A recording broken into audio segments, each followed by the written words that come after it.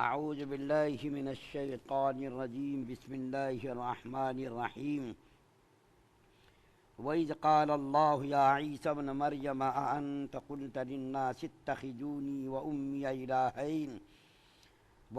إِلَٰهَيْنِ مِن دُونِ اللَّهِ قَالَ سُبْحَانَكَ مَا يَكُونُ لِي أَنْ أَقُولَ مَا لَيْسَ لِي بِحَقٍّ إِن كُنتُ قُلْتُهُ فَقَدْ عَلِمْتَهُ تعلم ما في نفسي ولا أعلم ما في نفسك إنك أنت علام الغيوب ما قلت لهم إلا ما أمرتني به أن اعبدوا الله ربي وربكم وكنت عليهم شهيدا ما دمت فيهم فلما توفيتني كنت أنت الرقيب عليهم وأنت على كل شيء شهيد۔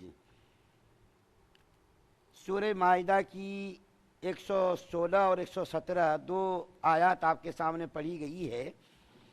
پہلی آیت کریمہ میں اللہ تعالیٰ نے حضرت عیسیٰ علیہ السلام کا وہ واقعہ ذکر کیا ہے کہ جب اللہ تعالیٰ قیامت کے دن تمام لوگوں کے سامنے، جیسا کہ پہلے گزرا، حضرت عیسیٰ علیہ السلام سے سوال کریں گے۔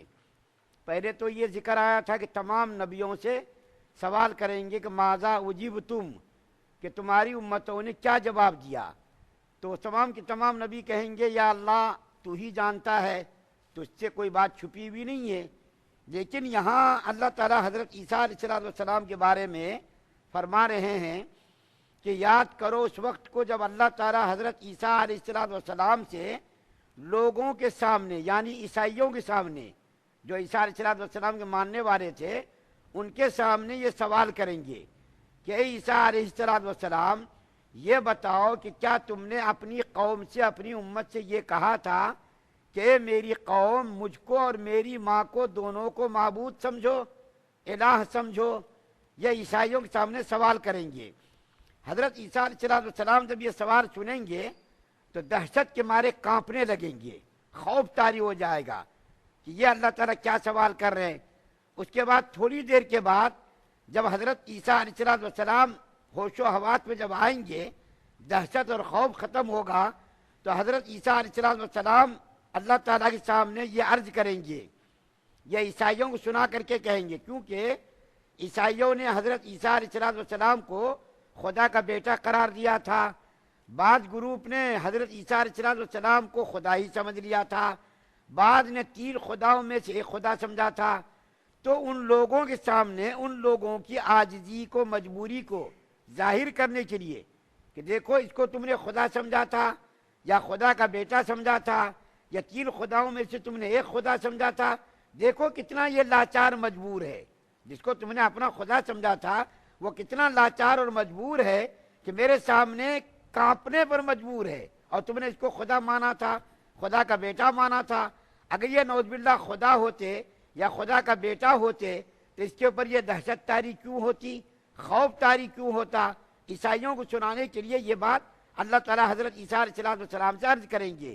تو حضرت عیسیٰ علیہ السلام فرمائیں گے کہ یا اللہ، میں ایسی بات زبان سے کیسا نکال سکتا ہوں؟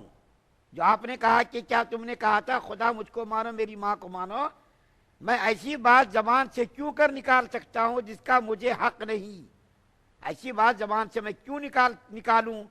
کیونکہ آپ نے تو امت کی ہدایت کے لیے بھیجا تھا، لوگوں کی رہبری کے لیے بھیجا تھا، خدائی پیغامات کو پہنچانے کے لیے بھیجا تھا۔ میں زبان سے ایسی بات نکالوں کہ مجھ کو خدا مانو، نعوذ باللہ، میری ماں کو خدا مانو؟ آپ کی ذات تو ان تمام چیزوں سے پاک ہے، اور آپ کو یہ بھی معلوم ہے کہ میں نے ایسا نہیں کہا تھا۔ آپ کو سب کچھ معلوم ہے، آپ تو دلوں کے حال کو جانتے ہیں، علام الغیوب ہیں آپ۔ میں ایسی بات کیسا کہہ سکتا ہوں؟ ایسی بات زبان سے میں کیسا نکال سکتا ہوں کہ مجھ کو خدا مانو؟ میں تو مجبور محض تھا، آپ کا ایک بندہ تھا، آپ کا پیغام پہنچانے کے لیے میں دنیا کے اندر گیا تھا۔ میں ایسی بات کیسا کہہ سکتا ہوں؟ میں ایسی بات تو زبان سے نہیں نکال سکتا۔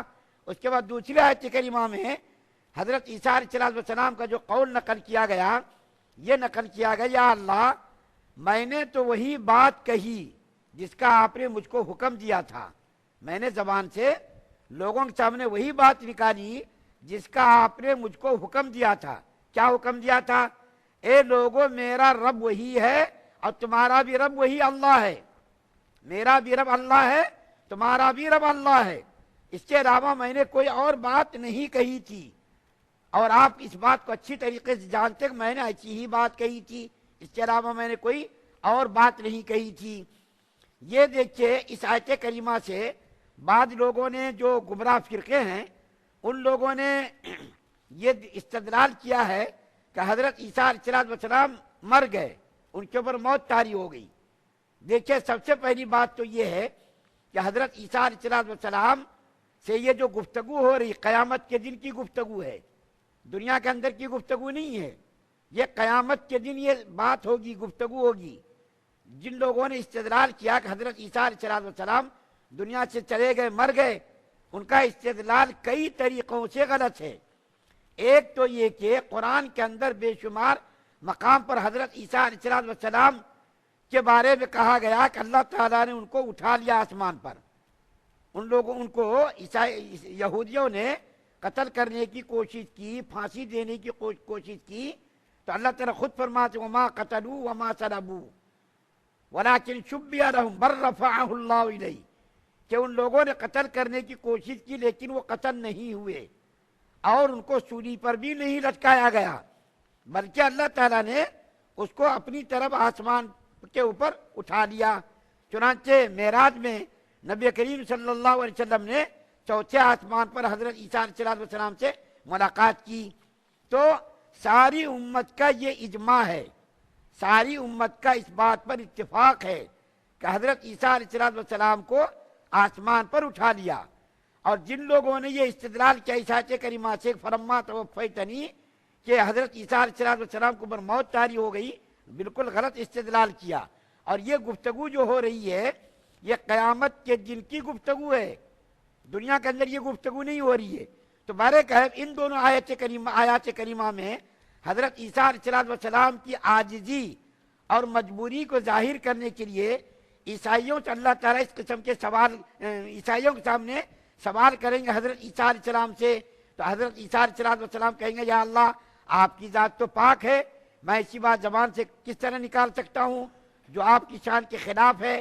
میں نے تو وہی بات کہی جس کا آپ نے حکم دیا، اور میں نے وہی بات زبان سے نکالی جو آپ کے حکم کے مطابق تھی، اس کے علاوہ میں نے کوئی بات نہیں کہی۔ یا اللہ تیری ذات پاک ہے، میں ایسی بات کیسا کر سکتا تھا؟ شرک سے آپ کی ذات پاک ہے، اور جو ہے دوسروں کے شریک ہونے سے آپ کی ذات پاک ہے، میں ایسی بات کیسا کر سکتا ہوں؟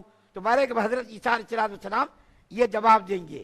اس کے بعد جو 118 نمبر کی آیت ہے جس کو میں نے تلاوت نہیں کی، اس کو انشاءاللہ کل تلاوت کر کے اس کا خلاصہ بیان کروں گا کہ حضرت عیسیٰ علیہ السلام مزید اپنی امت کے بارے میں کیا کہیں گے، جو ان کی امت تھی ان کی اپنی امت کے بارے میں کیا کہیں گے، اس کا ذکر 118 نمبر کی آیت میں ہے۔ اللہ تعالیٰ سے دعا ہے کہ اللہ تعالیٰ ہم تمام مسلمانوں کو کفر سے، شرک سے محفوظ رکھے، ایمان کامل نصیب فرمائے۔ سبحان اللہ و بحمدہ، سبحانک اللہم و بحمدک، ونشہد ان لا